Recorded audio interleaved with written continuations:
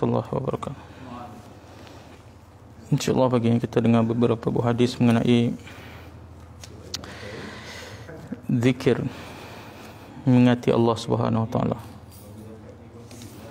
Mudah-mudahan bermanfaat bagi kita insya-Allah.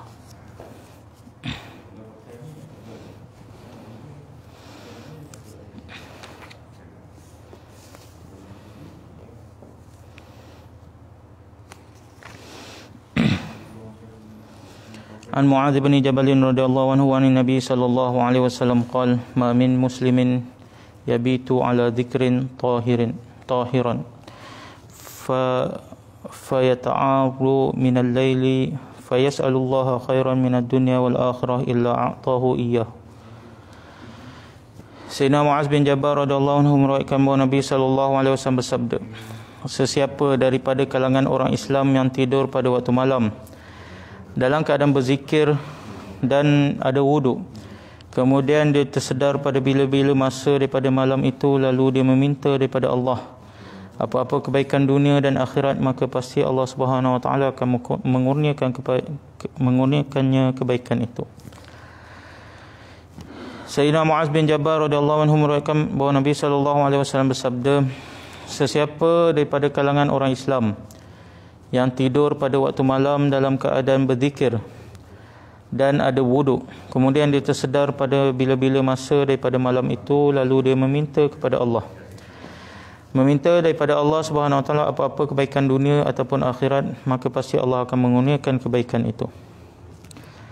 An Ibnu Umar radhiyallahu anhu qala Rasulullah sallallahu alaihi wasallam, man bata tahiran bata fi syi'arihi malakun falam yastayqidh illa qala al-malak Allahumma ighfir li'ibadika fulanin fa innahu bata tahiran.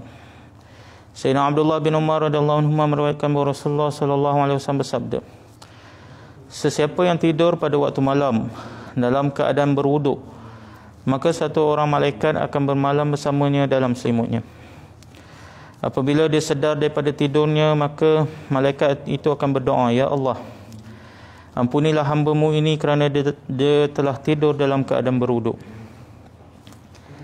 Sayyidina Abdullah bin Umar radhiyallahu anhu meriwayatkan bahawa Rasulullah sallallahu alaihi wasallam bersabda, sesiapa yang tidur pada waktu malam dalam keadaan berwuduk, maka satu malaikat akan bermalam bersamanya dalam selimutnya. Apabila dia sedar daripada tidurnya, maka malaikat itu akan berdoa, ya Allah, ampunilah hamba-Mu ini kerana dia telah tidur dalam keadaan berwuduk. An Amr bin Abasah radhiyallahu anhu qala li Rasulullah sallallahu alaihi wasallam, inna aqraba ma yakunu rabbu minal 'abdi jawful lailil akhir fa in istata'ta an takuna mimman yadhkurullaha fi tilka as-sa'ah fakun.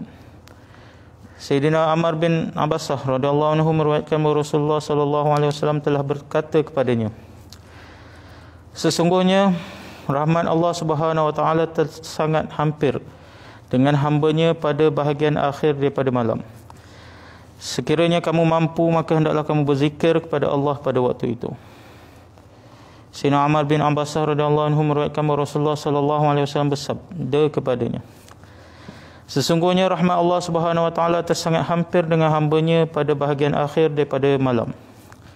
Sekiranya kamu mampu, maka hendaklah kamu berzikir pada Allah pada waktu itu.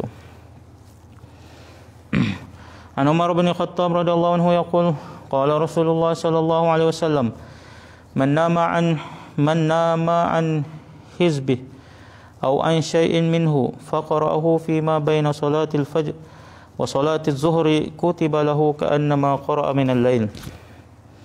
Sayyidina Umar bin Khattab radhiyallahu anhu berkata bahawa Rasulullah sallallahu alaihi wasallam bersabda, sesiapa yang tertidur pada waktu malam dan tidak terjaga untuk menghabiskan amalan malam atau sebahagian daripadanya, lalu dia menyempurnakan amalan itu pada keesokan hari antara solat subuh dan zuhur, maka dia dikira menyempurnakan amalan itu pada waktu malam. Sayyidina Umar bin Khattab radhiyallahu anhu berkata bahawa Rasulullah sallallahu alaihi wasallam bersabda, sesiapa yang tertidur pada waktu malam dan tidak terjaga untuk menghabiskan amalan malam atau sebahagian daripadanya, lalu dia menyempurnakan amalan itu pada keesokan hari antara waktu subuh dan zuhur, maka dia dikira menyempurnakan amalan itu pada waktu malam. Nabi Ayyub radhiyallahu anhu qala Rasulullah sallallahu alaihi wasallam, man qala idza asbaha la ilaha illallah wahdahu la syarika lah, lahul mulku wa lahul hamdu wa huwa ala kulli syai'in qadir, 10 marratin kutiba lahu bihinna 10 hasanatin wa muhiya bihinna anhu 10 sayyi'atin wa rufi'a lahu bihinna 10 darajatin wa kunna lahu adla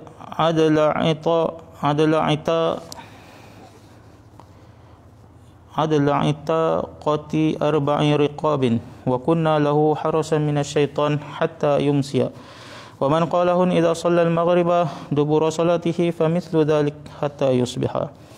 Sayyidina Abu Ayyub radhiyallahu anhu berkata, Rasulullah sallallahu alaihi wasallam bersabda, sesiapa yang pada waktu pagi membaca la ilaha illallah wahdahu la syarikalah, lahul mulku wa lahul hamdu wa huwa ala kulli syai'in qadir, sebanyak 10 kali, niscaya ditulis untuknya 10 pahala, dihapus 10 dosa dan akan ditinggikan untuknya 10 darjat. Ganjaran untuknya adalah seperti memerdekakan 4 orang hamba, dan dia dipelihara daripada syaitan hinggalah ke petang. Sesiapa yang melakukan amalan ini selepas solat maghrib juga mendapat kelebihan yang sama sehingga ke pagi. Sayyidina Abu Ayyub radhiyallahu anhu berkata, Rasulullah sallallahu alaihi wasallam bersabda, sesiapa yang membaca pada waktu pagi la ilaha illallah wahdahu la syarikalah, lahul mulku wa lahul hamdu wa huwa ala kulli syai'in qadir, sebanyak 10 kali, niscaya ditulis untuknya 10 pahala, dihapuskan 10 dosa dan ditinggikan untuknya 10 darjat. Ganjaran untuknya adalah seperti memerdekakan 4 orang hamba, dan dia dipelihara daripada syaitan hinggalah ke petang. Siapa yang melakukan amalan ini selepas solat maghrib juga mendapat kelebihan yang sama sehingga ke pagi. Nabi Hurairah radhiyallahu anhu qala Rasulullah sallallahu alaihi wasallam, man qala hina yusbihu wa hina yumsi subhanallahi wa bihamdihi 100 marrah lam ya'ti ahadun yawmal qiyamah bi afdala mimma jaa'a bih illa ahadun qala misla ma qala aw zada alaih. Sayyidina Abu Hurairah radhiyallahu anhu berkata bahawa Rasulullah sallallahu alaihi wasallam bersabda, sesiapa yang mengucapkan subhanallahi wa bihamdih setiap pagi dan petang sebanyak 100 kali, maka tidak akan ada orang yang membawa amalan yang lebih afdal daripadanya pada hari kiamat, kecuali orang yang mengucapkan kalimah itu sama banyak ataupun lebih daripadanya. Dalam riwayat yang lain, kelebihan ini juga untuk ucapan subhanallahil azim wa bihamdih. Sayyidina Abu Hurairah radhiyallahu anhu berkata bahawa Rasulullah sallallahu alaihi wasallam bersabda, sesiapa yang mengucapkan subhanallahi wa bihamdih setiap pagi dan petang sebanyak 100 kali, maka tidak akan ada orang yang membawa amalan yang lebih afdal daripadanya pada hari kiamat, kecuali orang yang mengucapkan kalimah itu sama banyak ataupun lebih banyak daripadanya. Dalam satu riwayat yang lain, kelebihan ini juga untuk ucapan subhanallahil azim wa bihamdih. InsyaAllah kita telah dengar beberapa buah hadis mengenai zikir, kelebihan zikir, mengingati Allah Subhanahu wa taala. Yang mudah-mudahan dapat kita amal dan kita sampaikan insya-Allah. Subhanallah bihamdihi subhanallah.